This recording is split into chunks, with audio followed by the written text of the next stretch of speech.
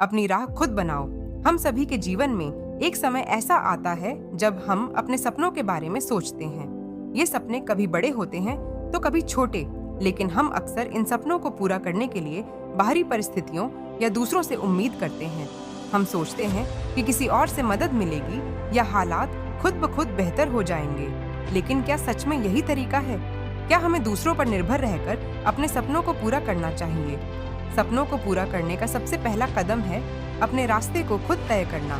अपने सपनों को वास्तविकता में बदलने के लिए हमें अपनी राह खुद बनानी पड़ती है, क्योंकि दुनिया की राहें कभी भी हमारी इच्छा के मुताबिक नहीं चल सकती। हर कोई अपनी मुश्किलों और चुनौतियों से जूझ रहा होता है और दूसरों की राह पर चलकर हम अपनी पहचान खो सकते हैं। आइए इस बात को एक कहानी के माध्यम से समझते हैं। एक छोटे से गांव में एक लड़का रहता था जिसका नाम राघव था।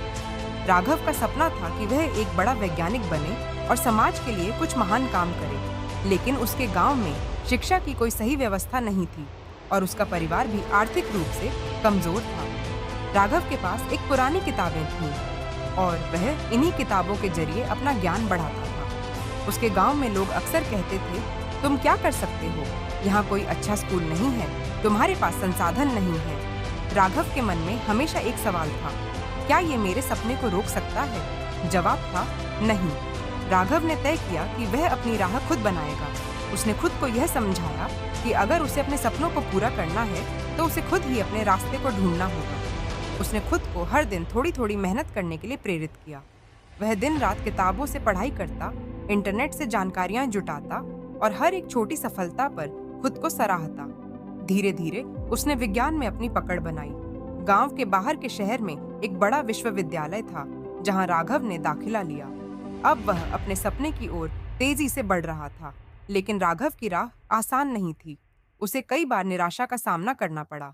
कभी पैसे की कमी होती, कभी उसे लगता कि वह कभी सफल नहीं होगा।